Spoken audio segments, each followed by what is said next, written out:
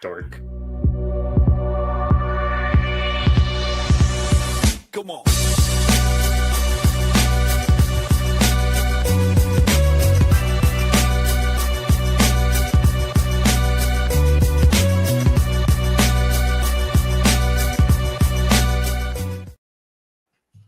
Hello, folks. Welcome to the pilot episode of Mortal Content.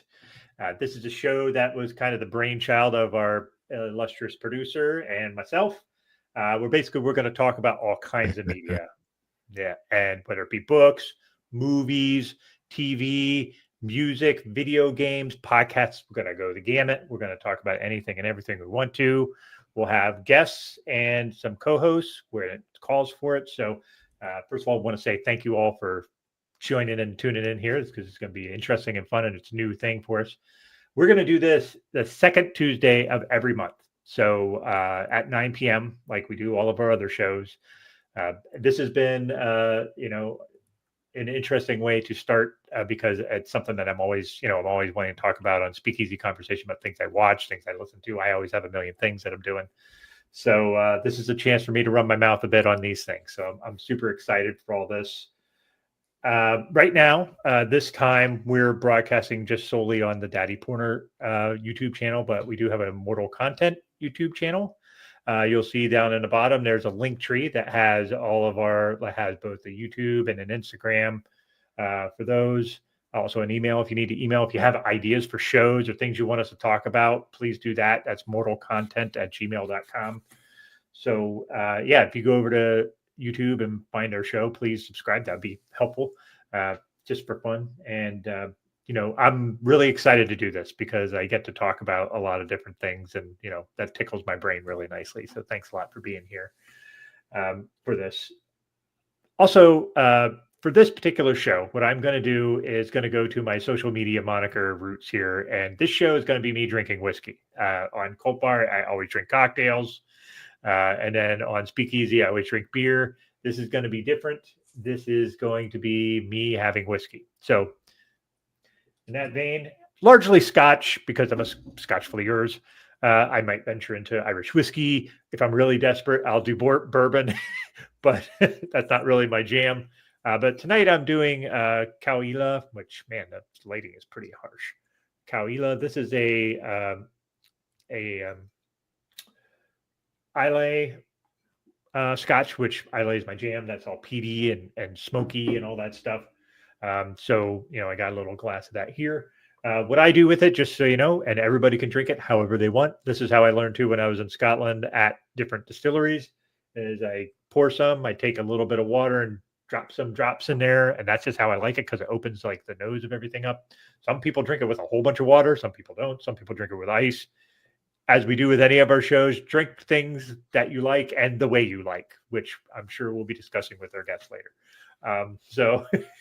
But yeah, this is actually, I think, my wife's favorite Scotch. I am more partial to Ardbeg and Lafroig, but this is a super peaty, smoky one. Yeah, it super smells awesome. Super peaty, smoky. That's good. That'll grow some hair on your chest if you don't have any. So yeah.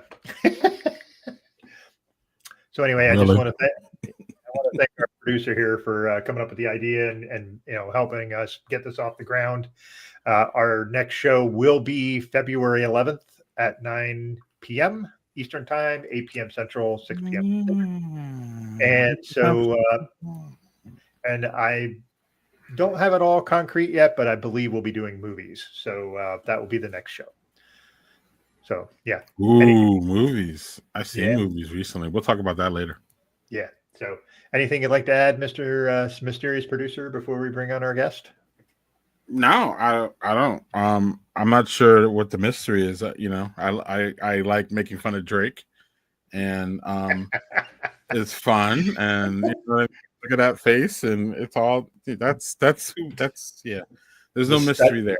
But no, man, I'm excited for you to jump out here again and tell everybody all the we could never really fit all the media into our other ventures together. So for you to be able to do this is fun, and for me to help enable it is fun. Yeah, and you have a really interesting and fun guest. He's right up your alley for a bunch of Mhm. reasons. Yes, So sir. I'm looking forward to this. And I don't know, I'll be checking it out. And yeah, man, break a leg, like I said before, and this should be fun. Next week we will return with the speakeasy, y'all. Mhm. And yeah, so the producer is gonna dip out here, Doug, and have a good time. Thank you. So Cheers. yeah, cheers. And as far as our guest goes, the reason the producer mentioned that it's right up my alley. He is a horror author, and I love horror books, horror movies, all of it. So I am, yeah. Sadly, no, I'm not interviewing Kendrick, but I have the next best thing. I promise you. So yeah, what we have here is Beau Johnson, who is a horror writer from Canada, and he writes a series of books called the Bishop Rider series. It's a tremendously interesting, tremendously gory book series, which is great. Again, I love that stuff. So I can't wait to talk to him about all this. So without further ado, as our producer would be want to say, here's Beau Johnson. Welcome, Beau. Thanks for having me, Doug. Yeah, how are you doing tonight, sir? How we're doing good. Yep. Yep. So what are you drinking tonight? Tonight I have Moosehead. Yeah. Well, you're not showing the glass. That's the important glass. part. Oh yeah. Ice in the beer. Ice in the beer. If you want to trigger people, put ice in your beer. But please point out why you believe putting ice in your beer is a good thing, because I didn't think of this and it's a great idea. 2 reasons. I love my beer ice cold. And second, it helps with the hangover. If I drink a few too many, at least I'm getting the hydration from the ice cubes. Yeah, and that's something I didn't even think about, the hydration, but I'm like, ice and beer, but I could see it from a cold perspective. I just never considered the hydration element of it. So that's pretty cool. But I'll tell you, it triggers some people, something fierce. Yeah. So I can imagine. So, yeah. Which we'll get into later, that you're not really afraid to do that with folks. So that's a good thing. But yeah. So let's start talking about your books. First of all, this is the most recent book, Like-Minded Individuals. That is the new one. Yeah, this was just released on the 3rd of this month, correct? Correct. So I dog-eared this, so I hope you don't mind. That's okay. It's your book. But I'm about halfway through. I will say I really just love the characters you have.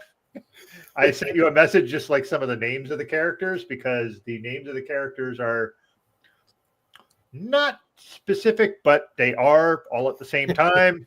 Yeah. Like, for instance, one of the characters is Paul Rand, one of the victims, I guess, of Bishop Rider.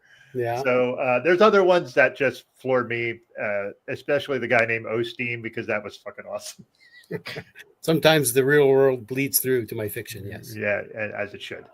But so can you tell me a bit about where the hell did Bishop Rider come from? Like, what was the genesis of Bishop Rider? How did that come to being for you? Way back at the start, we'll go back to my childhood and those Death Wish movies with Charles Bronson. Oh, yeah. That was the start of it. And then I found The Punisher as I got older. And then it's sort of a combination of that. But I wanted to put my own spin on it. So I tell his story out of sequence. And instead of his whole family getting murdered, my guy had his mother and his sister taken from him.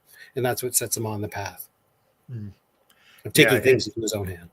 Yeah. So the you mentioned The Punisher. Was that the comic books or movies? Which was the thing? Because the comic books was before the movies. So I think it was the genesis of those two things together. And as I started writing, or trying to find my own voice, because when I first started writing, it was all like Monster of the Week, time travel, and it wasn't until I found crime fiction that I sort of melded horror and crime together, and Bishop Rider came to be.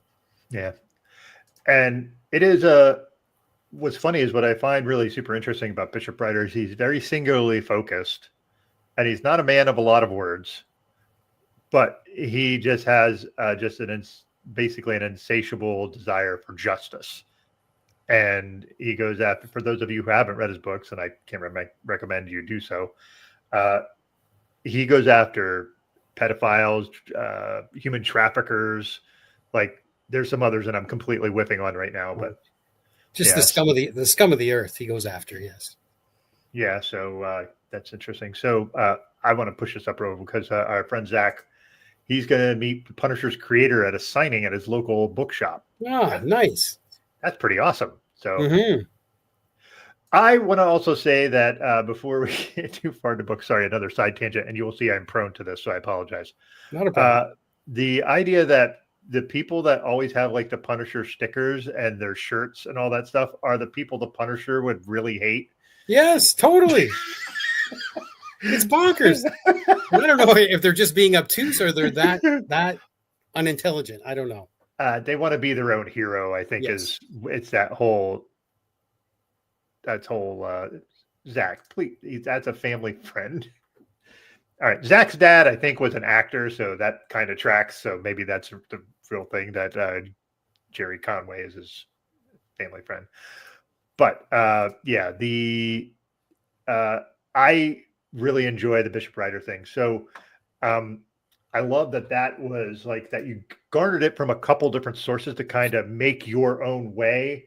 I remember like reading something when Chuck Wendig said, all stories have been told, they just haven't been told by you, and you have your own perspective. And I think that's a really great way to view it. It's just like, yeah, there's, I get a little, like, I write, I've never had anything published, but like the idea of like, I have story ideas and, you always want to feel like you're coming up with this original idea, but almost every idea has been told. done. Yeah. So it's just been told in your voice. I totally believe that. Yes. Yeah. So the other question I want to ask you is, so you write this, and I would describe it as you write more in like vignettes. Is that an accurate way to say it? They're connected short stories. So okay, I've always told Bishop Rider's story out of sequence. So as after Bishop died, and Jeremiah has taken over the narrative, it's more linear now that I'm past Rider. I still fuck around with time, no problem. I like to do that still. But it's just killing Bishop Rider opened up his story. It's the best thing I ever did. I always say is killing Bishop Rider. So he died in my 5th book, but the 6th book is the Abram Files. And then this is the 7th book, which continues on from the Abram Files with Jeremiah at the helm. And I should say Jeremiah is Bishop Rider's last living partner before Bishop died. And he actually is the son of the man who killed Bishop's sister and mother. So that's the connection there. Yeah, and it's a sort of fascinating connection. Yes. And he's trying to atone for his father's sins. That was the difference I wanted to play with. Like Bishop has always been like angst, broody, and just single-minded. But Jeremiah, he's a little bit brasher, a little more talkative. And he's actually, if I'm honest, he's freer or more fun to write than Bishop. Even though I love Bishop, Jeremiah seems to have a little different voice than Bishop. It gives you a little more room to play too, like that he's a little more wordy. You can go a lot of different directions where like part of the appeal of Bishop Rider to me was that he was so singularly focused. Yeah. But I could see how writing him would be, all right, well, you're pretty, not that you're tied in that you have to go a certain direction, but it might feel that I could see that. I could see how that would be the case. But yeah, Jeremiah Abrams is pretty fun. And he is. Oh, I love him. Don't tell Bishop that though, but I love him. Well, Bishop, he's dead. But yeah, you're right. But I remember I actually wrote a short story for your anthology you're writing with other people. And, I remember. Yeah. And I wrote something that was pretty different because I basically made Bishop Rider be able to learn that he could kill people from beyond the grave, which was not really a Bishop Rider thing. And I knew that going in that was like not likely to get, but it was fun for me to write. So, yes. Yeah. Yeah. So I appreciate there was a lot of different takes on Bishop Rider. I think we had about 60 or 62 come in, and there was a lot of good takes. Yeah. And it's, I think I can't imagine that was totally fun to do because of all the different stories you have to read. Well, I say I'll try anything once, and I did that once, and I think that's the last time I'll do it. Yeah, I was reading something by I don't know if you know the writer. I'm not sure if it's Gemma Amor. I know Gemma, yeah. Yep, and she wrote that she did some anthology. She's like, that is the amount of work to do an anthology is almost thankless. Like just the amount of stuff you have to do. And I was like, yeah, I can see that. Like, and if you're putting together the anthology and you have to do all the legwork, that I feel like you might have had about 10 or 12 Molsons for that. So Say again. Oh yeah. Well, I had some help. Hector Costa, he was my co-editor, so he helped. And then Download books help too, and then, you know, we got some gems in there. Yeah, added to Bishop Ryder's life in ways I never imagined. Interesting, and that's cool. And the thing was, I never did get around to buying that book, and I have, I think, 4 of your books, but I need to get the rest of them. So, what is your favorite? This is kind of a general question, but or maybe not general. But what is your favorite revenge that Bishop Ryder got? And then the same with Jeremiah. Well, Jeremiah is relatively new, but I mean, Bishop's has a little bit more anthology for that. But because I get asked that question: what's your favorite death? Which Jeremiah takes the cake. But I'm glad that you split up the questions, because I can answer both. So when Bishop Ryder loses his leg, the guy that sets it all in motion, he catches him years later, and he gets Batista, his partner at the time, guts him, and then he ties his intestines to a hitch of a van and just takes him for a ride. He's eating asphalt, and so that was my favorite kill for years, until Jeremiah took the reins, and then he likes to work with this forklift, and in the book that you have, he gets it between a guy, between a guy's mouth, and takes off the top of his head like a toupee. It's pretty. I like it. It's one of my favorites. And if you're not a gore person, then tread lightly with these books. But like, if you like gore and really creative gore, like I said, you'd be well suited to pick these up, because it just kind of gives you a whole new perspective on the creativity and the ways people can do that. Like, I want to ask, have you ever seen, like, okay, I'm not sure how old you are. I'm 53, but I remember 52. There was a period of time where there were these stupid movies that were called Faces of Death. Well, I think I remember them in high school, but I never saw one, but I heard about them. Yeah, it was like just the worst special effects kills, like, and they were popular because they were super gory. But like, it's just interesting how certain people will gravitate towards that more than others. Whereas, like, sometimes when I'm reading, a lot of times I kind of gravitate towards more of the psychological horror, like that kind of stuff. But there's like nothing wrong with just a straight up super gory book. That's great, because it's, it pierces sort of a base nature of your brain, I think, sometimes. Yeah, I'll agree. And my whole goal is I try not to duplicate kills, but as I've gotten, there's over 200 Bishop Ryder stories now. Sometimes I have repeated myself, but I try to do it in a different, unique spin on the same way that I kill someone. Yeah. I could see that. I mean, the thing is, if you have killers, they also tend to have sort of a pattern. So it's kind of hard I could see how it'd be a little bit like with this particular one with Jeremiah Abrams, and they have I think you call it the kill box. Ryder's last gift to the world. Yeah. Yeah. And it's not that he does the same things in the kill box. He doesn't. So I just find that interesting that you have this kill box where you could see, like, you had something like Dexter, and Dexter basically kills everybody almost the same way, and creeps his kill room and all that jazz. But this is not like that, so it's been pretty cool. Yeah, thanks. Yeah, it was fun. Ryder's last gift to the world holds many bodies by the time we're done. Yeah, the fact that the bodies just stay in there is just they stay in all sorts of different states. Well, I'm like, yes, I'm just and the new guys that keep going in, I'm like, oh man, that is just the worst smell they're dying in. Yeah. This appears to have been drunk, just not with ice, and a reference to our stories thing.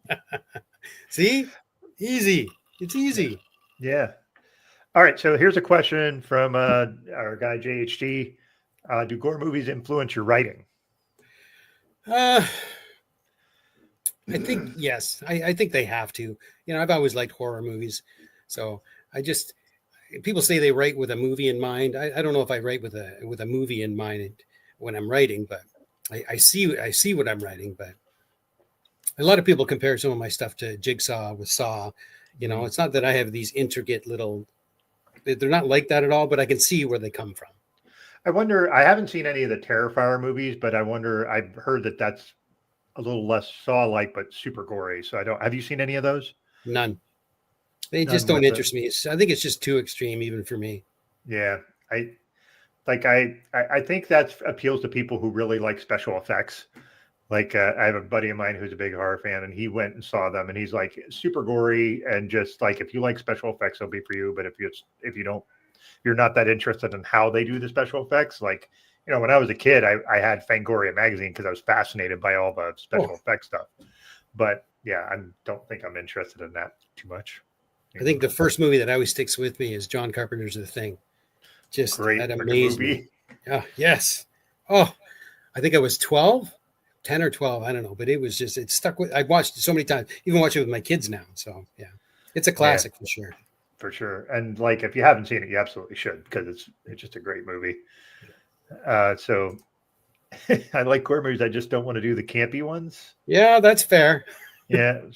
Well, what do you? Because that's the thing that begs the difference, begs the question. I don't know if that's the right phrase, because I always think that's a weird way of phrasing it. What do they consider campy? Like, to me, campy is like Friday the 13th and Halloween. To me, those are campy. They're gory and they're fun, but they're campy. I don't know. What do you? I would say maybe Voorhees would be more campy than Myers. Myers, I think they tried to at least until they went with the cult thing or whatever. But those first 4 ones were pretty good. Yeah. So, Greg's saying yes. So okay. Yeah. All right. So we hit that one. Another question, if you're ready, this would be: is there any non-horror genres that influence you? Well, King always gets labeled horror, but he's not horror. So King can write so much that is not horror that I enjoy. But I any non-horror genres influence. Well, crime, of course, a lot of crime. Like I say Cosby. I say Cosby. Yeah, he's writing some great shit right now. Yeah. Kuntz, I like Kuntz back in the day, and yeah, he's more supernatural, I guess. But me and Dean Kuntz parted ways. What about Odd Thomas came about? I just never went back to him. Okay. But yeah, I would say crime influence. Like I said, when I try and merge horror and crime, that's where I try and find the line. Yeah, I think I guess there's some horror elements to King books, but I think it's more terror than it is horror, if that makes sense. Yeah, but I look at Shawshank Redemption, and look at Stand By Me. There's a bit in there, but it's not horror. I can't even say it's terror, right? It's just good writing, great writing. And there's never a book of his that I read where I don't stop after reading some sentence. And I'm like, fuck, that was a great sentence. like it's just a sentence, and he does something with a sentence that just is like, I don't know how you're pulling that. He's a master storyteller, that's for sure. That's for sure. Here's another question. Did you ever read Palahniuk's more horror-leaning stuff like Lullaby? I haven't read that. I have not. Yeah. Okay. And I know he can get pretty gory himself, but I honestly think I read only 2 of his books, and one of them was Fight Club, but but I think that was because I saw the movie, and then he said the movie was better than his book, but then I had to read the book to make sure. So, and I thought the movie was better. Okay. What's funny is I think it's one of those weird movies where you watch it, and I don't know if you feel the same, but every time I watch it, I come away with something different out of it. Like, what was the goal of this movie? I've seen that movie 20 times, and every time I'm like, well, maybe it wasn't that. Like, initially it was like male anger, but that's not really what that movie was about. There's it's, consumerism and like a million other things. So like, I just think that movie itself is kind of a masterpiece in the way that it gives you different things to think about. Yeah. Bottom line, it's a great movie. Yes. Yeah. Yeah. Yeah. But to your point with King, I agree. He writes like relational stuff, and just like what I think things that he does is great is he'll take a character that's only in a book for like 3 pages, and in 3 pages makes you care about that character, and then you never see them again. And that's just a supreme skill to have. I don't know. So. Yeah, it's gonna suck when he's gone. I know. Yeah. Did you see that? I recently saw it on Blue Sky where he posted that he was teaming up with Maurice Sendak to do like an interpretation of Hansel and Gretel. I did see that. Yeah. And doing we'll see if it goes anywhere, but the Talisman 3. Oh, that's right. He did. Yeah. He also kind of talked about that he was writing again in Midworld, which was very vague. And and I think that's what the territories. I think that's what he was alluding to. Yeah. Yeah, I think you're right. But yeah, it was just something where I was like, oh, because of Midworld, I'm going Dark Tower. I'm not thinking of the Talisman, which I probably, all of those things are connected. They all serve the beam. So yeah. Right. But I think the vast majority was thinking Dark Tower for sure. Yeah, for me. So, I mean, I even wore a Dark Tower shirt for crying out loud. So, um, so what is, so this is going to go a little bit broad. So pardon that, but, what is the favorite sort of like, I'm going to use the word revenge because maybe revenge is not the right word for Bishop Rider but there is to some element to what he has done, especially considering certain people. What to you is a really good revenge book that you've read, like that you go, oh, that's super good. Like, I'm curious if you have any that stand out for you, if you that just kind of tickle your brain the right way. Well, I didn't read it, but I know it was a book. But I always enjoyed The Help with the chocolate pie. Like, oh yeah, but I didn't read the book; it was just the movie. So that's going to be my answer. That's a good one, though. Like, I didn't even consider that. I mean, like, my brain immediately was like Count of Monte Cristo or something like that. But like, that's it's sort of an old classic. But I think also like, I think Gone Girl was really good for that. But yeah, I don't know. I just find it interesting to see what other people think. Like, if you're writing in a certain genre, maybe, like I said, maybe revenge isn't the right word for what I was trying to get into there. But yeah, so. Again, I have a million questions I can ask, so I'm going to try to not go abreast too far.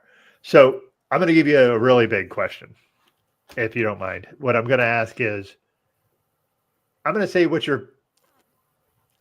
favorite, and that's hard because favorites they change according to your mood and what you're thinking and feeling that day. So what are your favorite books or book series? I will tie them. You can pick either or. I was thinking 5, but you could pick, however many you like. I know we can talk about them because I'm sure you read stuff I haven't read. That's for sure. And the opposite is probably true. No, you're probably. Because you read a lot of books. You post a lot about books you read, and you liked all these books. I'm like, Jesus, where do you find the time? Like, I can't do that.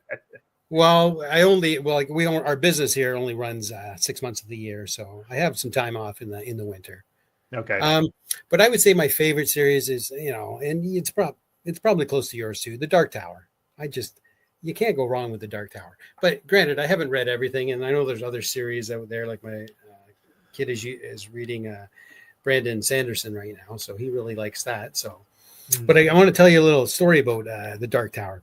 Okay. So it took me 23 years to read from when I found it to the end. Right. Okay. It took my boy 9 months. Wow. I know, and That's he's done awesome. it twice now. Oh, he's gone on the journey to the tower twice. Yes, crazy. Yeah. I've taken the tour twice too, but man, for him to do it in the span of 2 years, he started reading at I think 15, 16, maybe 16, and he just he fell in love with King like I fell in love with King. And when he found the Dark Tower, oh my goodness, it was great. Yeah. The great talks we had about those books. What was one of the things that your son came up with an insight or thought on it that you were like, wow, I didn't think of that? Well, I don't know if I didn't think about it, but I like it when he thought it was like an interesting perspective or something. Yeah, like perspective that. Is like when Callahan came into it, and he's like, why is this Callahan? I don't care for his backstory. And, and then a day later he comes in, Dad, I love this guy's backstory. I'm like, I love when that happens, right? Yeah. Or he was really, and he's right. A lot of people do it. Well, I did anyways. I don't know if a lot do, but in the Drawing of the Three, when Roland's on the beach and he's going to fire and he's like, please let there be no misfire or whatever. And then there's just a 1-line chapter. There was no misfire. And my boy just lost it, and he still loses it. And it's great because it is. He should. I did too, right? It's just such great writing. Yeah, he just. Well, then, what I think you and I actually, when I was still on Twitter, that fucking shitbox that it is now, I don't go on anymore. I'm gone too. Yeah, I refuse. But I think you had posted what's the favorite Dark Tower book, and I cannot remember which one you said. Which one did you say? Mine's A Drawing of the Three. Yeah, that's. My wife is probably Wizard and Glass, but Drawing of the Three is second, and mine is not the most popular with most people. It's Wolves of the Calla. I love that book. Yeah, that's a good book too. I think the one that gets the most flack is Songs of Susanna. I think that's rightfully so, though. Well, I don't know. I've reread it when my boy, it's not as bad as I remember it. It's I not shouldn't say that bad. because it wasn't bad, but it just, for some reason, through the years, I'm like, yeah, that one wasn't so good. But I'm like, you know what? It's pretty good. That's the thing. Even King's like just books are still better than most books. Yeah. Like So Wind Through the Keyhole. I didn't, I liked Wind Through the Keyhole, but I don't think we needed it. But I got it, and I'm happy that we got it. But yeah, I think that what he was trying to do is show off a bit of a story inside of a story inside of a story. We went through the keyhole, which is yeah. not something many people can accomplish and accomplish well. And So yeah. But Drawing of the Three is the thing is you read the Gunslinger. The Gunslinger is relatively short, and it was kind of cobbled together from multiple stories he wrote and just made into a book. yeah. And it's a bit disjointed, not much, but you can see like where the gaps are. The Drawing of the Three, just if you are in after that book, you're not going to be in for the series at all, because that book just kind of sucks you all the way in. Yeah. Yeah. So, all right, a couple comments. Oh, well, you're not wrong, Zach. Yeah. Well, a couple. No, that wasn't it.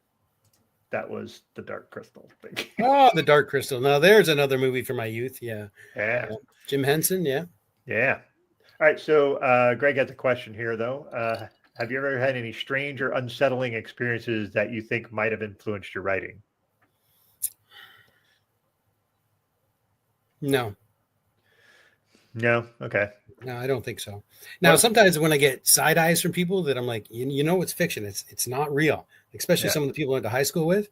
I'm like, it's just made up. It's just, I get paid to lie, but they give you the side eye. I get paid to lie. I don't want to take your arms. Like, come on. You're fine. Yes. That's not really happening. So yeah. Have you ever had any sort of, this is not part of the Bishop Prize thing. Have you had any sort of paranormal experiences? Like you've read paranormal stuff. Like King does a lot of that in his books. Have you ever had any of those? No. Like once when my youngest boy, when we lived in a different town, we saw this thing in the sky and it was moving like I've never seen anything move before. And this was about 10 years ago. And so we followed it around the neighborhood and thought it was an alien, but I don't know what it was, but it was moving different than I've ever seen anything. And that's the closest I can get to it. Yeah. I wonder if it's like one of those drones from New Jersey that kind of floated over into your section of Canada. Well, I don't know if drones a big thing back then in like 10 years ago. I just don't know. Maybe maybe they were, we just didn't know. Yeah. Well, I wonder if it's like one of the things like everybody thinks like the internet is like 10 years old and it's not, but drones are probably the same thing. You know what I mean? Yeah. So I actually wanted to touch on a few books to see if you've read them or heard of them. Okay. I mean, have you ever heard of the Necroscope series by Brian Lumley? No. So to tie in, you had a story about the Dark Tower. When my wife and I met, this was we had both freshly divorced. So this was, us coming together and we were both readers. And she said, I will read whatever thing you want. And I said, I want you to read the Necroscope series. Now, the problem is I parried that down. The Necroscope series is like 15 books long. It's fucking super long. I've read the series 4 times, all 15 books. But that's because you have time to read. I don't now. But back then I did. I didn't have a house and responsibilities. I was a young dumb idiot, so I just read all the time. Okay. And hers was the Dark Tower series. So I said, all right, you don't only really have to read the first 8 books of the Necroscope series, because the rest of them were kind of just, Brian Lumley was like, I'll just keep writing them. Like, why not? I'd make money. So, and it wasn't like a money grab. It's not like that, but it was just something he could do. And, he's a writer. He passed away last year, which was, kind of sad for me because it was like, I got those books when I was a teenager. So like I started reading them then, but the Dark Tower series, I read that and she read the Necroscope series. And then consequently I ended up getting like a tattoo of the found door and she has the unfound door on her wrist. So it's like these. Oh, nice. So it's those things. It is. So the Necroscope series is, I'm going to explain the premise. It's going to sound super implausible. I mean, just super dumb and implausible. But the way he writes it, everything's plausible. There's a character named Harry Keogh who is a necroscope, but not only can he talk to the dead, he figures out this thing called the Mobius continuum, where he uses mathematical equations to use the Mobius strip to travel across time, so he can travel anywhere instantaneously. Sounds super ridiculous. I'm telling you, the way he wrote it makes it sound believable, which I know that doesn't make any sense. But it's essentially a vampire series. But the vampires are unlike any vampires I've ever seen written. They spawn from a different world, a different dimension, which part of the Mobius continuum can connect to, but he doesn't find that out until like book 4. But the vampires come from eggs, and these vampires live super long, but they have the ability to like do a lot of metamorphosis and all this kind of weird stuff. But they're super fearsome and super difficult to kill. And it's incredible to read how he builds the worlds around them. Like his character stuff was good, but his world building was astronomically fantastic. Like, I don't know how to explain it, but if you have the time to read those, I can't recommend those enough. There's one that is fiction, but my wife was begging me to read it for a long time, and it was called Ishmael by Daniel Quinn. And this guy wrote it in the 90s, and it was about climate change. Mm-hmm. After I read that, I was like mad at her, and she's like, "What are you mad at me for?" And I said, "Why didn't you make me read this sooner? This is so good." So it's like one of those things where she's like, "I've been telling you to read this." I'm like, "I know, but you should have made me read it." So, and the Parable of the Sower, Parable of the Talents by Octavia Butler. I don't know if you read those. Those things are terrifyingly spot on for what's happening right now in the United States. It ties wildfires to like the government collapsing, and it's super good. So anyway, sorry, those are my little tangent on books because I love talking books. It's okay. We need a few more Luigis out there. Yes. Enough said on that. I don't think we need to expand upon that, do we? I think we all know what we're talking about there. Yeah. What other? There's some other things I did. You ever experienced pushback from publishers or readers regarding the graphic nature of your work? No, I don't really get any pushback. Some of my stuff is not for everybody, and that's fine. It shouldn't be, right? It can be extreme. I try not to be gratuitous in my writing, but I can't say I've ever really had any pushback. No. Yeah, I don't find it gratuitous at all. There's a point to all the things, so it's not like you're just doing it to do it. It's actually there's always a connecting line making it through all that to me. But yeah. Okay, Zach, you fucker. I do not have an NXS tattoo.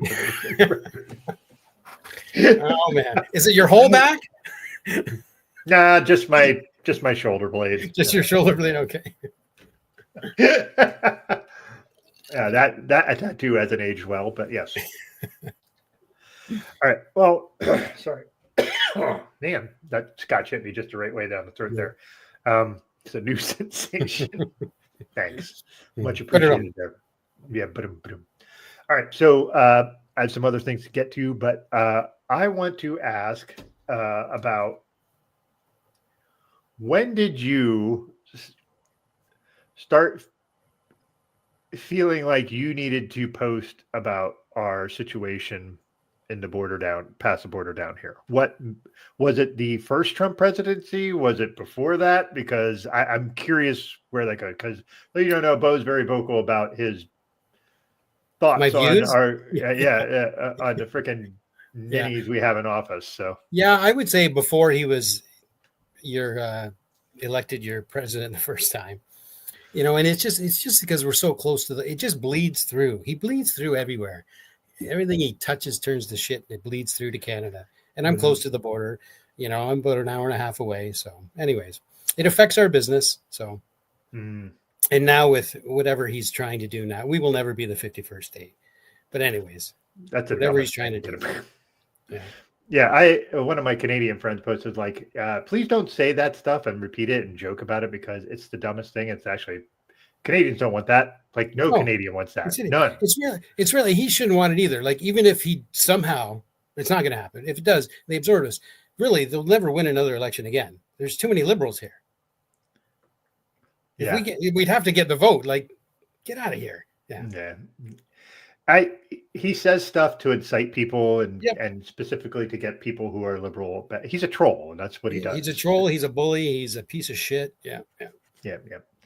So I was curious if it was before that, because my anger at the Republican Party goes way back to Reagan, because that's fair enough. Yeah. But there's some people, like, if you follow them, like I've kind of taken myself off of TikTok after that stupid stunt they did where they went offline for 12 hours, and when you went back in, all of a sudden they were like, "Oh, do you want to link your Facebook account?" Oh, that's what was going on. I think I'll pass.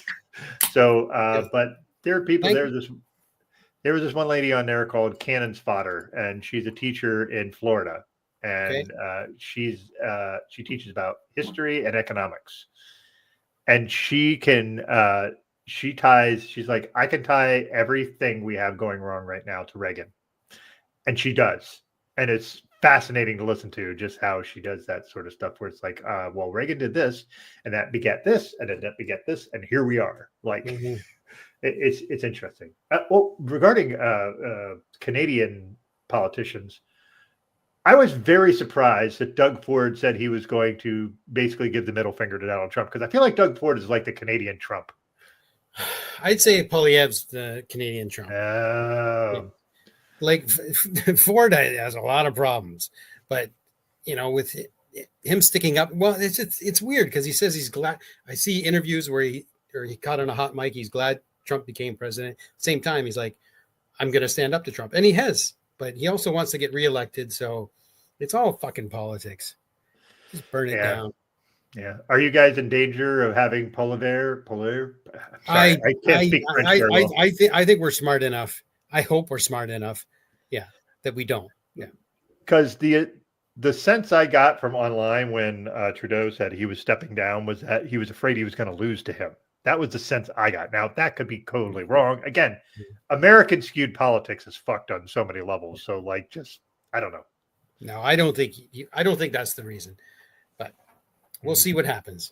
Yeah, we have our problems. Well, who's going to be running against him then? Do you have another candidate?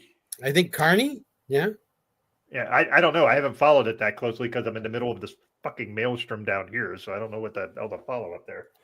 But it's just, I thought it was interesting. What I also find interesting is just how many countries are willing to stand up to Trump now and aren't afraid of him because they realize what a weak person he is. I find that super interesting. I don't know why it's taken so long, but the media is just a shit show. They're the worst. Yeah. They're the reason we're in half of this shit. Want to get paid, want their clicks. Like, just fucking report the news. Yeah, they don't do that anymore because it's all money based. Well, everything is, especially in America here. Especially, like, I don't even want to get into healthcare because that makes me angry on a million levels. But yeah, sorry. And here we are supposed to talk about books, and we're getting into let's get back to so you like S.A. Cosby. What other see, I don't read a lot of crime fiction or anything like that. Who else would you recommend for me to start? Like, I have one of S.A. Cosby's books. It's All the Sinners Bleed. I haven't read it yet because I have a TBR pile that's like fucking 40 books high. But yeah, I think I'm up to 88, maybe 98. So I'm good until 2028. I read about 40 books a year. So yeah. Yeah, I set a goal for 50 this year, and that's ambitious. But I include audiobooks in that because I listen to audiobooks all the time because when I'm like doing stuff around the house. Yeah. But who would you recommend crime-wise, crime fiction for that besides S.A. Cosby? I would say Rob D. Smith just came out with this book, Good Looking Ugly, and it was a great read. Krista Foss has got a new one coming out. I really enjoyed her new book. Curtis Ippolito, Burying the Newspaperman. Grab that book if you get a chance. There's just so much great fiction out there. There's a lot. Yeah. So we'd say, what was the first one? Rob D. Smith. Rob D. Smith. Okay. Yeah. Because I was thinking of Rob Hart, and he doesn't really write. Well, you know what? Rob Hart too. Yes. Grab his book, Assassinations Anonymous. Yeah. Yeah. Well, that's more of his first crime sort of venture, isn't it? Like, no, I think he had his Ash McKenna series before. That's right. I forgot about that. Yeah. So the other thing, and I forgot you mentioned Hector Acosta, and there was a book that he wrote a story in that I read that Renee Pickup also wrote a story in, and it was a pandemic book. God, I can't remember what it was, but I remember Yellow reading cover. it. Yeah, yellow cover. I cannot remember what the name of it was. Yeah, I'm blanking now too because that was a great anthology. Oh, what was that?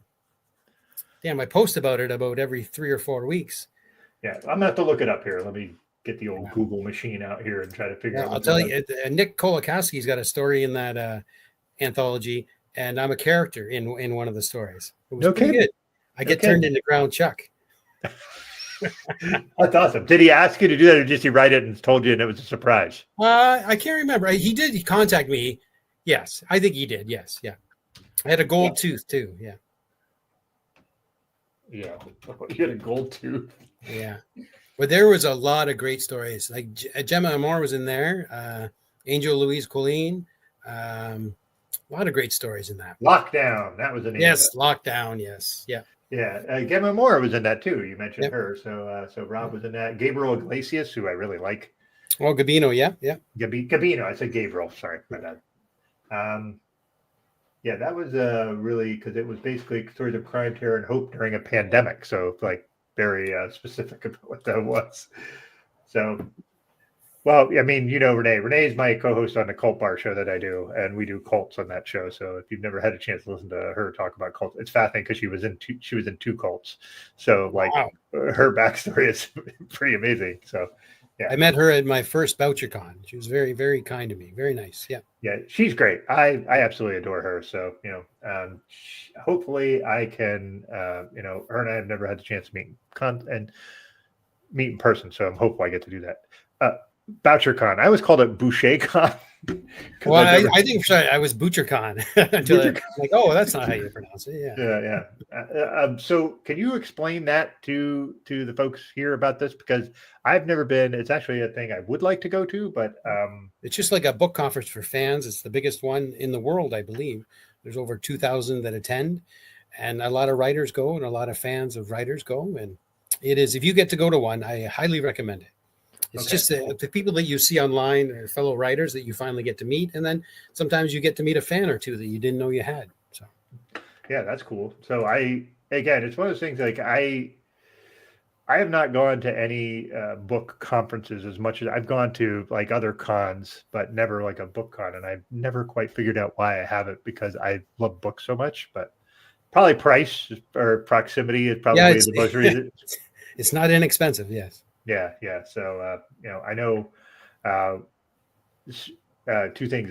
Like I know, like for instance, I don't know if you know Jessica McHugh. She was on the show a while back on, well, not on this one, but on Speakeasy one, and she mentioned she couldn't go to any cons this year because of money concerns, because of different things that happened with, you know, a bunch of other things.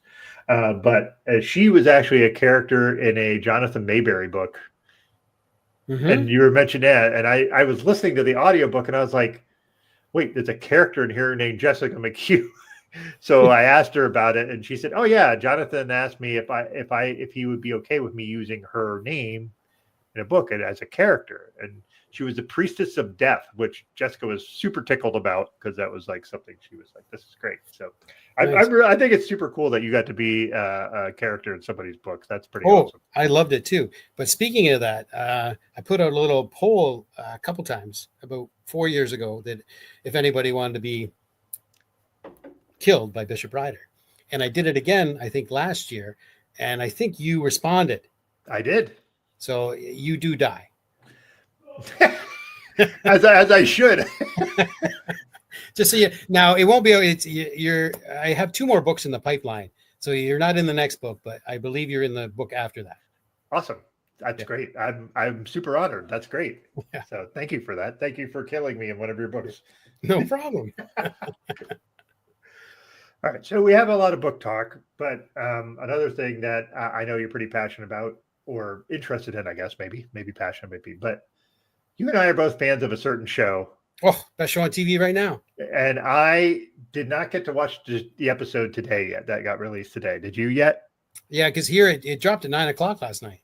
Yeah, it didn't. If it did, I didn't I wasn't. What was last night was? Oh, last night I didn't get home till almost 9 o'clock. I was picking my son and his boyfriend up from the airport. So, so yeah, I didn't get to watch it yet. So I'm going to ask you a very poignant question for that series. Are Irv and Bert ever going to get back together and find each other? Wait till you watch this episode. Oh, God damn it! All right, I'm going to ask you first. What do you love about this show? What is it about it that draws you to it?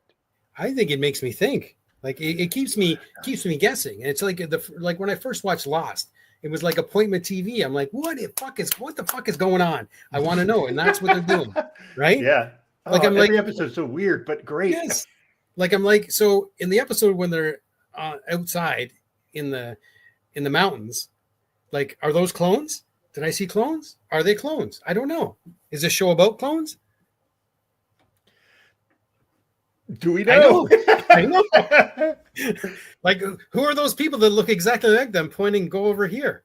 Like, yeah, that was in the last episode I watched where they were in the snow. And, it is singularly one of the most oddest and most, like, one of the shows that just like pulls you in because of its oddness. Yes. Well, in the writing and the acting, it's got it all. It's got the trifecta. It comes back for more. Yeah, I would like to clarify that Irv and Bert are two characters in there who meet when they're in one part of the thing, and the characters are John Turturro and Christopher Walken. Yeah, and they are two men who are attracted to each other, and it is one of the best storylines I've seen in a show. Just like, and it's not a thing that overtakes the show at all. It's just it's a storyline within all these 5 or 6 other storylines going on at the same time. And the idea that Ben Stiller is producing this just kind of blows my mind. Yep. Like, I don't know. The guy that I really like is I forget now. His name's escaping. Dylan. Dylan's character, the guy that plays him, just is so good, just so spot on, just like are all of us famous or just one of us really famous? Yeah, just like making just super interesting, weird comments. Like the fact that they had this lady is Miss Huang this season, and they're like, "Why are you a kid?" She won't answer them. She keeps going on. That show is just fascinating. I am, and they're making a season 3, which I'm stoked about. And yes. I've said it on the Speakeasy show multiple times. If you don't have Apple Plus, you're missing some excellent TV. Excellent TV. Like, they are making the best shows now. Yeah. Yeah. I mean, I don't know if you've ever seen Silo. Yep. I'm current. Yeah, Silo is awesome. Like, I didn't know they were a book series. So yeah, by Hugh Huey, but I'd never heard of that before in my life. But like, the way they've done that series, well, first of all, anything Rebecca Ferguson is in, I'm in. I want to see what she's doing. She is good. She does a performance. I don't know if you ever saw Dr. Sleep. Oh, yes. Rose the Hat? Rose the Hat. She played Rose the Hat. Like, just like, I was just like floored. That was fantastic acting by her. Yes. I don't know. I think she's great. So that was a great movie too. Yeah. So it is funny because I didn't realize it was like basically like until I started watching it and I realized who Ewan McGregor's character was. And I was like, oh, this is the Shining sequel. Yeah. Okay. Yes. And then of course Flanagan figures out a way to make that thing like to bridge it all. Yeah. To bridge it all. Like, that guy's a master. Like, oh God. If we get him to do the Dark Tower series, my life will be complete. Well, maybe a couple grandchildren, but my life will be complete. Yeah, that one. He wants to do it now. Yep. I don't know. We'll see if he can. I mean, right now he's got other things going on, but like I'm actually in the middle of this podcast called Flanagan's Wake, which is basically these guys who. What they did was they did a show before this called Kingslingers, where the one guy has read the Dark Tower series multiple times and the other guy's never read it. So they read it together and then they talked about it through the whole series. It was fascinating to read, to hear this one guy just like, he knows all the stuff that's going on. And the other guy's hearing him try to figure out what's going on through the whole series. And then they did a whole couple of seasons where it was like all the books that are affiliated with the Dark Tower, like that have ties to it. And so Sure. that was interesting. So then they kind of figured, well, we've done all the King stuff. Let's do Mike Flanagan, since he's done adaptations of like Gerald's Game and like, Dr. Sleep and all this. So they're doing all his movies. So it's been really interesting to watch, because they're starting with like Flanagan's earliest stuff and then working their way up, So I don't know if you're into podcasts, but if you've seen some of Mike Flanagan's stuff, like his first one was Absentia, which was made for like $70,000 and kind of looks it, but he does a good job telling the story. And then the next one's Oculus, which I thought was actually really good. Yeah, I remember Oculus. Yeah, I liked Oculus. Yeah. And then they just did, the one I just listened to was about Hush, which is the first one where Kate Siegel's in, and Kate Siegel, she's awesome. She's a great actress. So if you're interested in that sort of thing, if you had time to listen to podcasts, I listen to podcasts all the time. I can't recommend that one enough. But again, you have to have seen the stuff he's doing if you understand what they're talking about. So just a recommendation if you have time. Sure. Is there any other shows or things that you watch that you think other people should be watching? I had to give Reacher a try this week. Oh, you didn't like I've got comparisons to Bishop Rider to Reacher, so I'm like, maybe I'll give it a shot. I like Tom Cruise's movies, so I'm like, well, I'll give this one a shot. And I watched season 1, and it was okay. And maybe a letdown at the end for the finale. So I'm like, I thought I'd give season 2 a try. And when I posted about it, people said, oh, man. And I'm like, really? They were right. It shit the bed, something fierce. Like, I wish I could recommend it, but I just can't. It's got those moments where, I don't know how you can't hear a car at night with its lights on going 80 miles an hour rushing at you to hit you, and you don't see it. Then you get hit by that vehicle, and somehow 6 hours later, you're awake in the hospital to be questioned by a giant.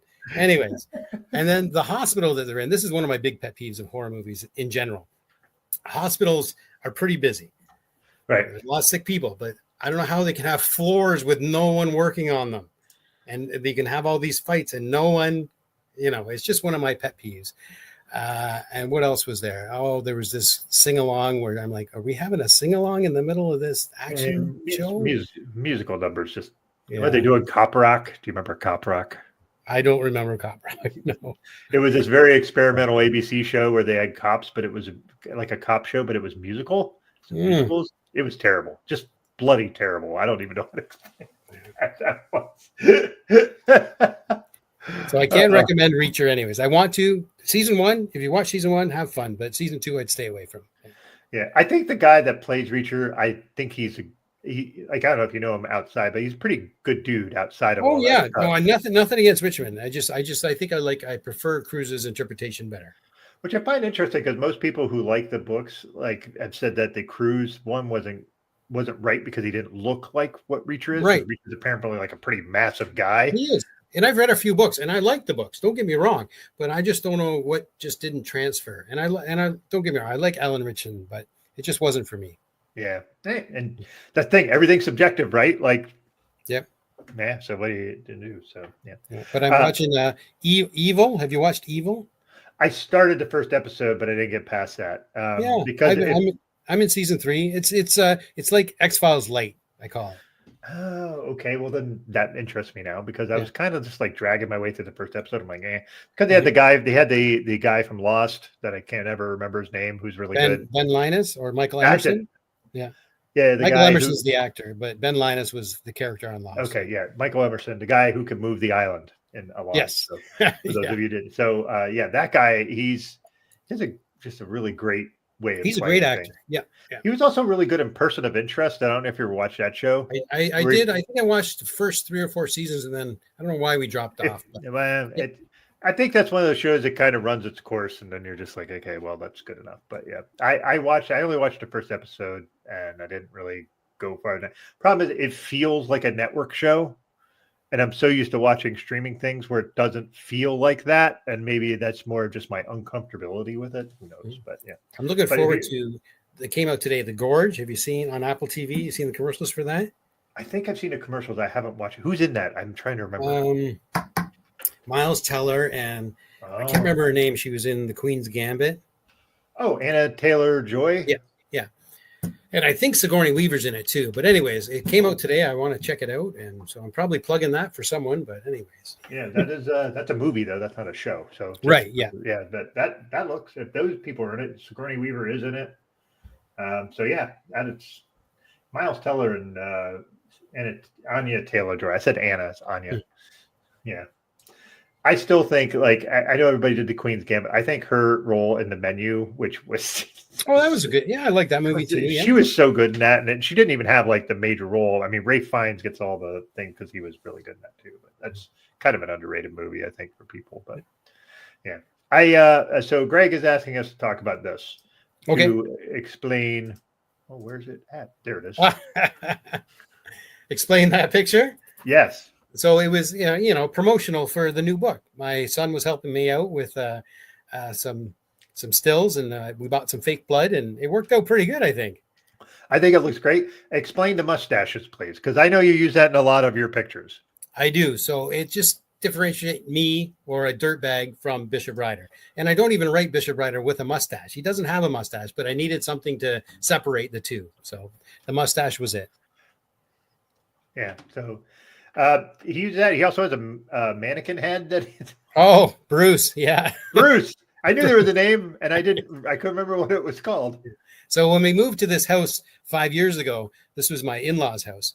And my mother-in-law had to go to the hospital. So we moved in here, and there's this back room and an old storm cellar.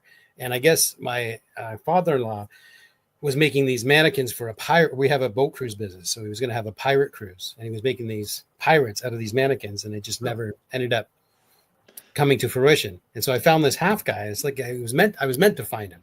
So I put him in some of my book picks and videos, and people like him, it seemed. It's fun. And you also put mustaches on him too. So I do sometimes. Yes. Yeah. So,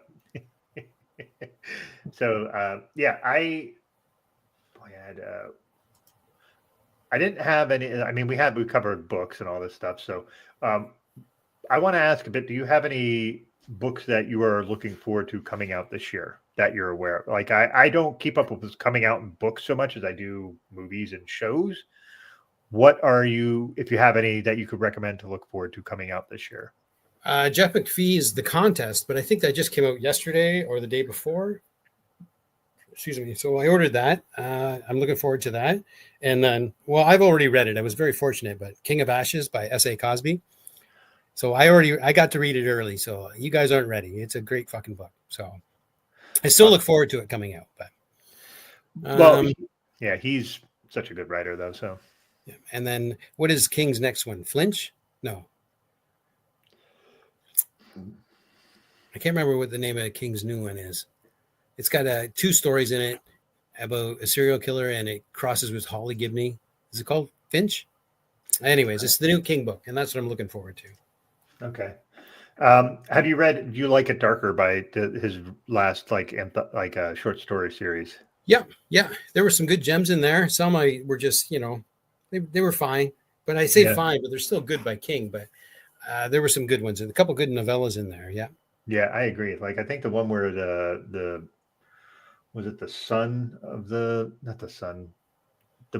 brother, the ex-husband? It was the brother of the kid who died in Cujo. I think it was the brother. No, I think it was the father. Was it the father? Okay. Yeah. Oh, that's right. It was the father because then the wife and him parted ways. Right. Rattlesnakes. And then Danny Coughlin's Bad Dream, I think, was my favorite of that book. You know, it's funny. I think Nick Kowalski was the one who said he really liked that too. And then I read it, and I personally wasn't as enthralled by that as some of the other ones. So yeah, again, it's all subjective. Doesn't mean it's bad. It's just fucking this, because the standard for King is so high, it's kind of hard to, if it's something that feels like, oh, well, that was underwhelming. But if it was somebody else, you'd be like, well, that was really good. So, I think the problem is the bar is so high for him. It makes it hard for him to write. I think that's why you can ask 10 people in the Dark Tower books. They'd all have different 1 through 8. Yeah. Okay. Well, Dark Tower, last thing, talk about that.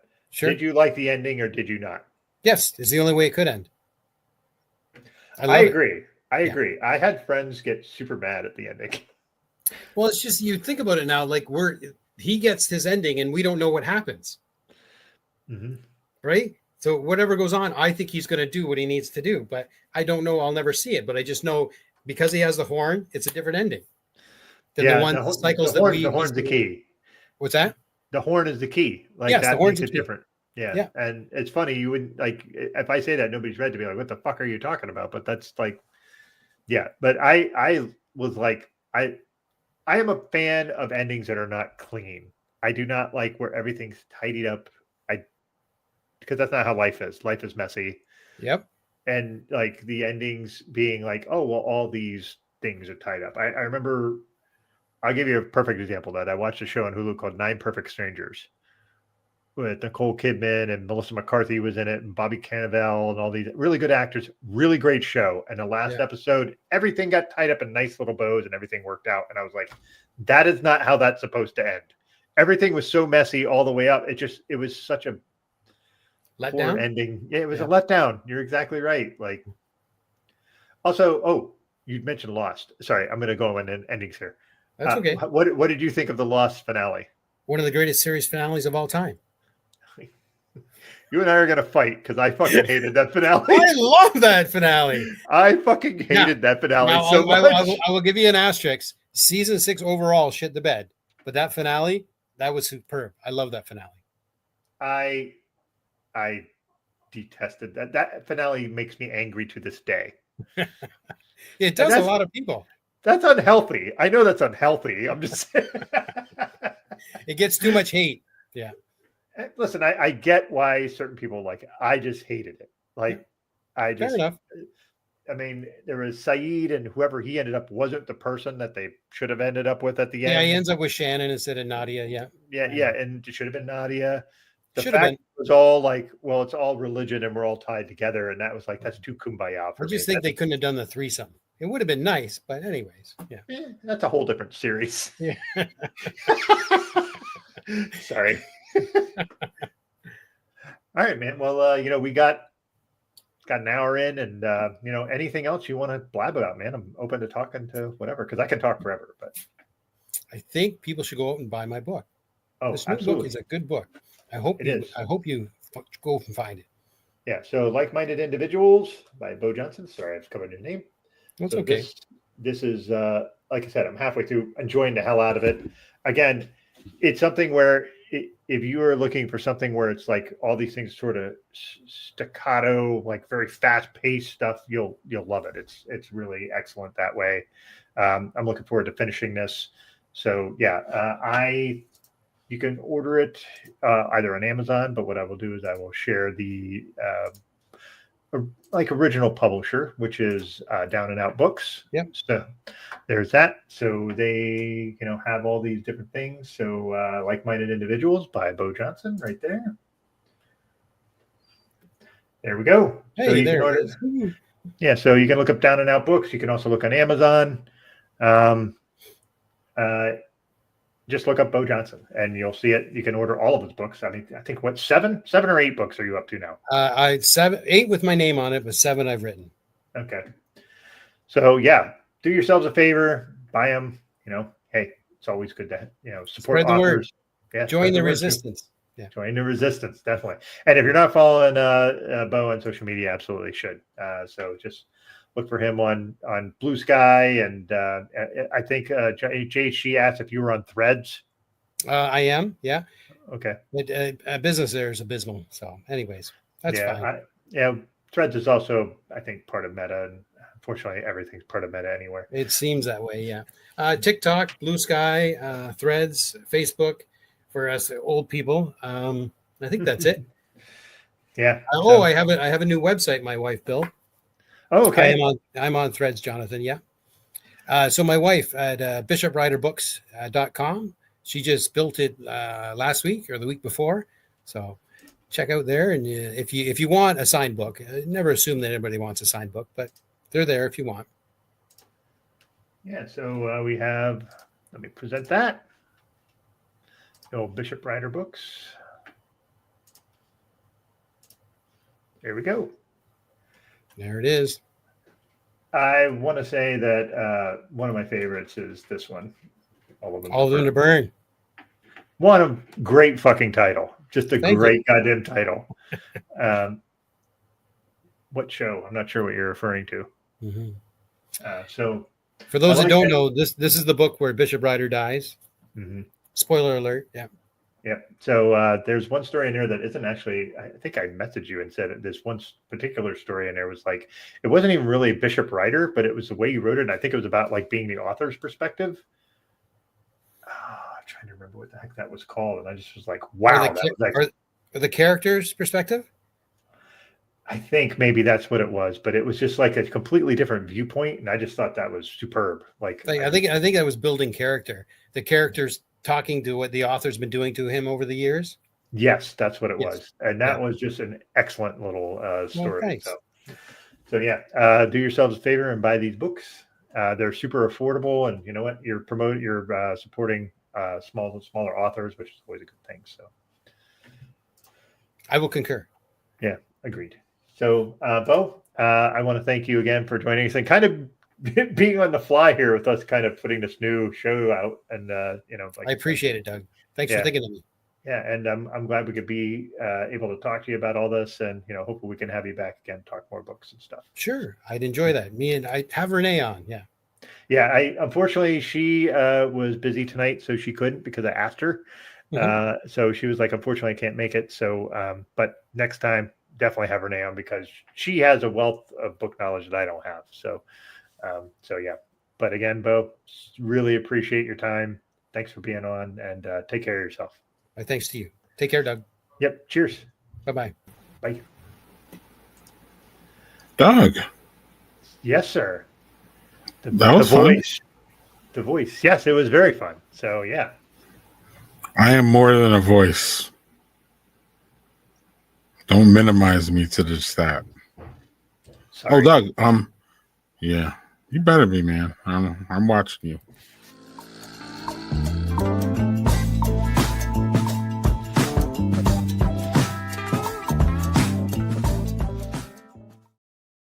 I know you like that music, Doug, but I love that music. Before we talk about your interview here, I like to talk about real quick what I'm watching, because I'm barely watching anything. Do not watch this. I repeat, do not watch this. Don't do it. Thank you. Cool. All right. Do watch this. Clean Slate. It's funny. This trans woman comes back home after not being around her father for like 20 years, and it's a big surprise, and it's just fun. It's funny, so check it out, y'all.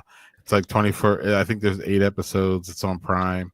They're like 25 minutes long, so it's just a short hitter. It's just funny, so check it out, y'all. I really like it. Doug, are you watching anything that you want to talk about? Well, as I was talking with our guest there, I was watching the Severance show. I did not get to the episode that got released today. That show, I'm not going to be able to recommend it enough. It's odd and funny and serious and beautiful and touching and all the things you can think of. It's just superbly done. The other thing that I was saying that I was watching was, like I said, I was talking about the podcast that I was listening to with Flanagan's Wake. So I most recently watched this one, which is a movie called Hush. This is by Mike Flanagan. So basically the premise is this particular lady is deaf, and she kind of removed herself from society to write books. She's an author. Kate Siegel, who is married to Mike Flanagan now, who wasn't at the time when they co-wrote this movie and put it together. So she basically is terrorized by this guy outside of her house, but she's deaf, so she can't hear what he's doing. And so it's really well done. It's not my favorite. My youngest son loves this movie. That's one of his favorite horror movies. So yeah, he's kind of a horror movie buff. So yeah, that's what I've been watching. All right, Doug. Cool. One more thing.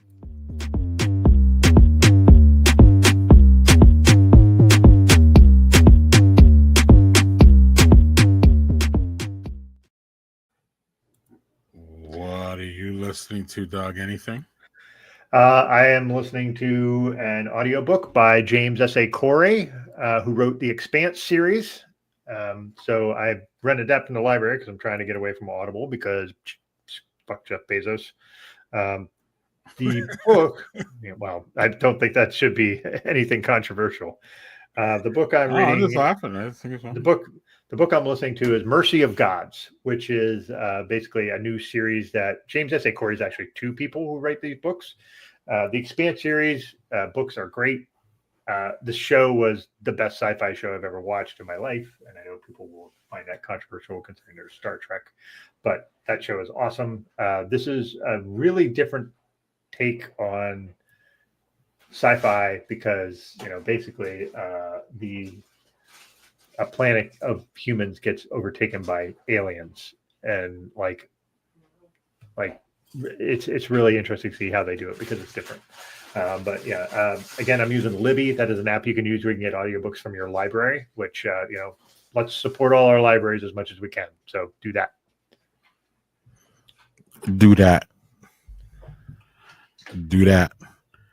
Is that all, Doug? Did you listen to anything else this week? Well, I mean, my normal podcast that I normally listen to, like the other things. Oh, one thing I will say, I don't think I've mentioned on the show before, is I really like listening to Smosh and Two Hot Takes, which is just basically people reading Reddit stories and talking about them. You love Reddit. I'm telling you, the Reddit stories that they talk about are just fucking nuts. And are these people real? Who's doing this stuff? Like, it's just fucking fascinating to listen to. It's like listening to the worst of humanity. So maybe that doesn't make me great in that respect, but I feel like those things they're fun, distracting listens. Mm-hmm. Sadly, it's real. Mm-hmm. Mm-hmm. All right, Doug. So I've been listening to an assortment of things. If you're all on our Discord, we have a listening to tab. So I've been putting all those in, but just a really quick roundtable. What I've been listening to is so I've started doing deep dives and going all the way back on my favorite peoples. So one of them is Stevie Wonder. I listened to the first couple Stevie Wonder albums, which are wild because Stevie Wonder was 12 years old when he did his first one, Doug. So that's wild. That's insane. And it was just excellent. It's just like this jazz album, and it's mostly covers and people are writing for him, but he's playing on it, and it's just really great. So go back on Stevie Wonder, y'all. Spotify is a horrible organization or whatever the hell, but it is good for going back. They have like full discographies of everybody. I Was Made to Love Her was a great Stevie Wonder one. Then I jumped over to the Rolling Stones. And wow, man, the Rolling Stones, not only, I mean, they got a lot of bangers. We all know that. But man, they're so cringe back in the day. They've cleaned up their act, but they were extremely cringe. Well, considering Mick Jagger basically had a underage girl get signed away by her mother so she could tour with him so he could, do awful things. Steven Tyler did that for Aerosmith too. So this wasn't just them. So yeah, and it was like in their music too. It was kind of synonymous with like these rappers were like, yeah, I did this, and then the cops were like, okay, thanks, and then they arrested and shit, and then like it almost felt like that. So old Rolling Stones, but man, it's really good listening though, y'all. For the record, then I jumped over to James Brown. Was listening to his old stuff. There's some really good stuff there, of course. I was back over to the Rolling Stones. Then I jumped over to the Jackson 5, and then I jumped over to Michael Jackson. So I've been all over the place. Temptations this morning. I do want to show this one real quick. So I was listening to Temptations this morning, Doug, and I don't know. It was the Psychedelic Shacks. I don't think I've ever heard of that album from them. Yeah. I don't think many people. It doesn't have like those traditional Temptation songs. In fact, the reason it was the first one I looked at because I googled best Temptations albums, and you come up with these like people's ideas and all that. But what I read, Doug, that like it this says here that like it had hard rock guitars and synthesizer sound effects, and it was like not the less traditional feel than Temptations. So I was like, oh yeah, I'm in. And it was like it wasn't anything like the Temptations, like them. I mean, you knew the voices, but it was just like a different band behind it. It was really bizarre, but it not bizarre in a good way, y'all. Check it out. Psychedelic Shack, The Temptations. If y'all got Spotify, check it out. Trust me on that one. It was a really good time. And then I listened to All Directions, and then from The Temptations, it's an album, and it was just like The Temptations, like as you know them. So it was just cool to so I don't know. I've been listening to old school music, Doug. Going back on, just think of one of your favorite bands and be like, damn, have I ever heard their first album or the first couple albums? Yeah. And jump in like that. It's really good. Yeah, it just reminds me where, like fucking Zach saying earlier that I had an NXS tattoo, which I don't. But what's funny is some of their like earlier albums were actually really good, but under the radar, and that's because they were Australian. So I get you, like going back to artists that you like, and then being like, let me hear their super early stuff. And unfortunately, my brain stays in the '80s most of the time when it comes to music. But I think going back and like the idea of listening to Stevie Wonder when he was 12 do these songs, that's just wild. That is wild. That guy's Stevie Wonder's a musical genius. So, yeah, and these are things that we only do like when unfortunately when our people pass, we're like, oh, I'm gonna go back, look, Stevie's still here, so we should be celebrating him as hard as we can, and until then. So in excess, look, we're making fun of them, but they were kind of tight back in the day, Doug. We're not in excess was tight. Yeah. It's a shame how their guy passed away, but like, that wasn't tight, but that still applies, that comment. Doug, as far as the interview goes, it's always interesting to get a perspective from respectfully, and I say respectfully because I don't mean it in a derogatory way, but it's always nice to get a perspective from a Canadian person. I know, we're not saying that as a joke. We're literally saying it as respect. Obviously, there'd be a lot of people in America that'd be like, fuck a Canadian. What do they have to fucking say about American politics? Who the fuck are they? They just like maple syrup and what is it? Maple leaves and Moosehead beer. And Moosehead beer and Molson Canadian and Labatt's Blue. And hockey. And hockey. Who plays hockey? What the fuck? And they use too many U's. Yeah. Canada's America's hat. God damn it. So. And Beau said in the Tragically Hip. It's a very Canadian band, so perfect. Hey, all right. Drake. Yeah, R.I.P. to Gordy though. So yeah.